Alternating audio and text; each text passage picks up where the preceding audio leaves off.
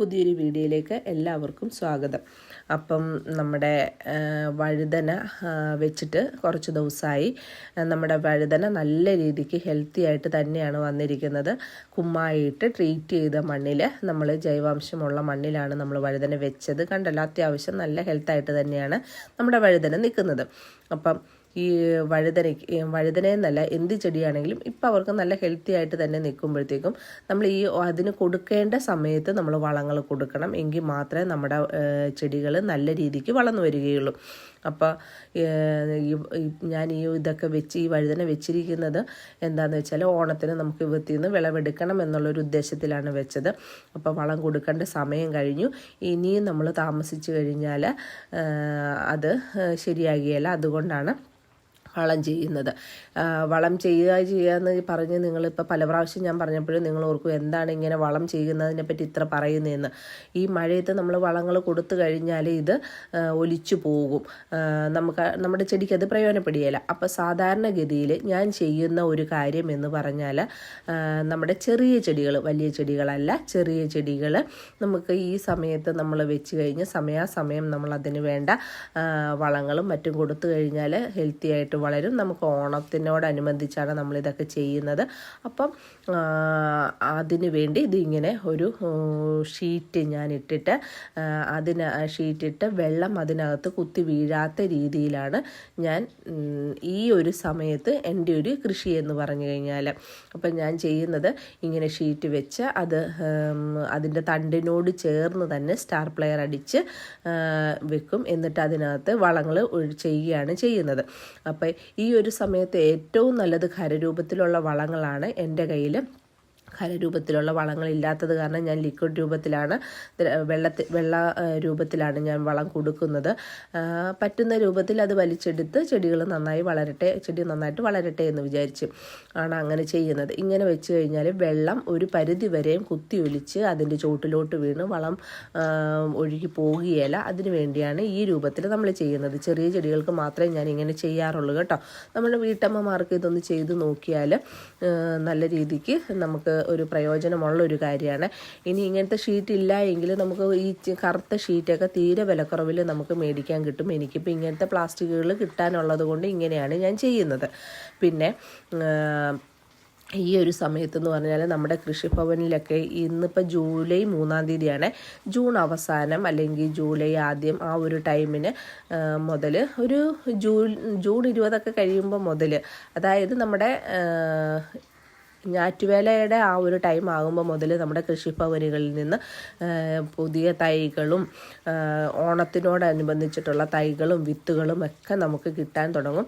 അപ്പോൾ അത് എല്ലാ കൃഷിഭവനുകളിലും കിട്ടുന്ന ഒരു കാര്യമാണ്. ഞാനിപ്പോൾ ഓരോ കൃഷിഭവനിൽ നിന്ന് കിട്ടുന്ന ഓരോ കാര്യങ്ങളിലും എൻ്റെ വീഡിയോസിലൂടെ പറയാറുണ്ട്.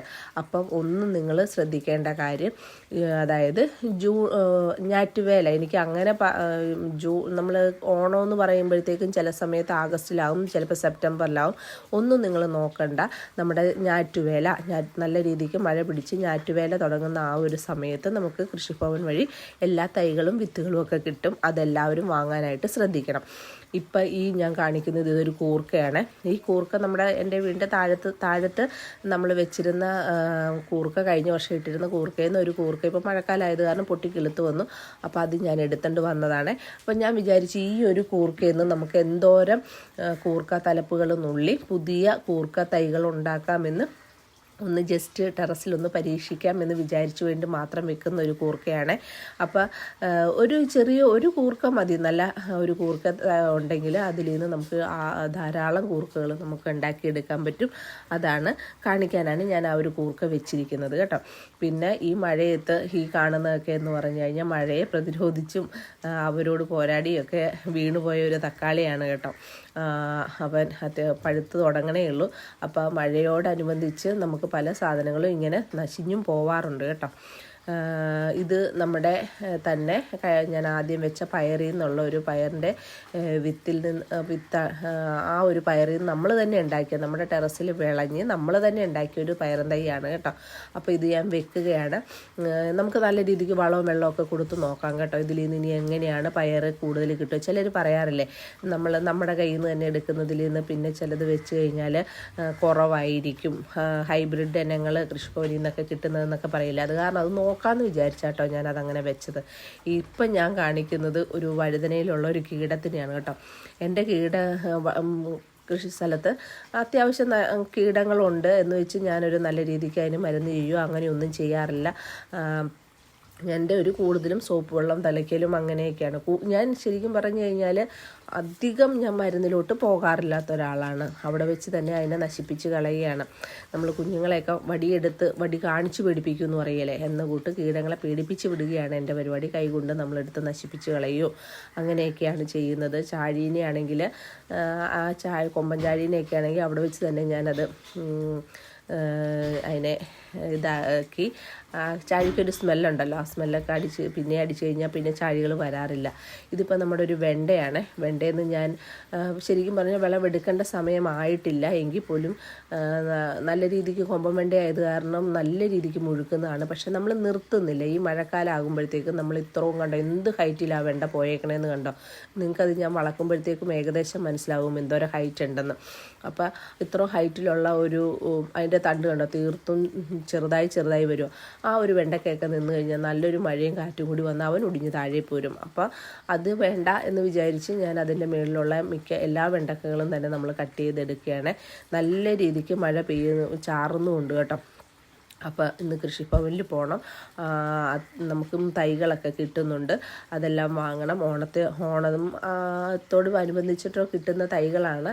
അപ്പോൾ അത് വാങ്ങണം. പിന്നെ അതിനുള്ള സംഭവം നമ്മൾ മറ്റ് ഗ്രോ ബാഗുകളൊക്കെ ഒരുക്കണം. ഈ മഴയായത് കാരണം പല കാര്യങ്ങളും നമുക്കിപ്പോൾ നടക്കുന്നില്ല കേട്ടോ. അപ്പോൾ അതെല്ലാം ചെയ്യണം.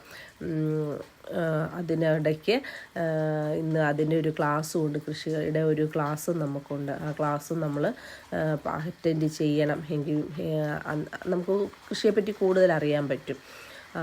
അങ്ങനെയുള്ള ക്ലാസ്സുകളൊക്കെ ഞാൻ അറ്റൻഡും ചെയ്യാറുണ്ട് കേട്ടോ. അപ്പോൾ ഇന്ന് നല്ല മഴയാണ് എങ്കിൽ പോലും ഇങ്ങനൊരു വീഡിയോ എനിക്ക് എടുക്കണമെന്നുണ്ടായിരുന്ന കാര്യം എന്താണെന്ന് വെച്ചാൽ ചെറിയ തൈകൾ എനിക്ക് ഇങ്ങനെയൊക്കെ പിടിപ്പിക്കാൻ പറ്റുള്ളൂ.